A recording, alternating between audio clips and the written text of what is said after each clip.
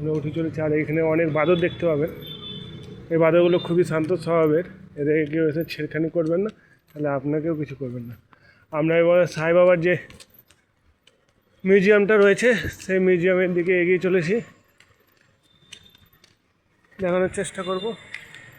এই উঁচুতে মিউজিয়াম রয়েছে, পিছনে আমরা কতটা চড়াই উঠে এসেছি যাচ্ছি। খুব সুন্দর প্রকৃতি পরিবেশ। পাঠশালা গেট এটা, নো পার্কিং।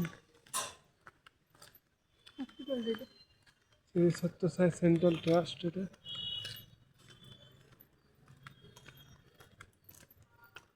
অনেকটাই উঁচু, পাহাড়ের উঁচুতে উঠে যাচ্ছে, খুব সুন্দর পরিবেশ। তবে হ্যাঁ, এখানে যারাই আসবেন তাদেরকে বলে রাখি যে আপনারা হাতে 5 থেকে 6 দিন সময় নিয়ে আসবেন। কেউ অযথা এসে রিটার্ন টিকিট করবেন না, কারণ এখানে অনেক দেখার জায়গা আছে যেটা 1-2 ঘন্টার মধ্যে আপনি শেষ করতে পারবেন না, বা একদিনে শেষ করতে পারবেন না। খুব সুন্দর জায়গা, ভালো জায়গা। এখানে সাই বাবা খেলে বেরিয়েছে, ঘুরে বেরিয়েছে।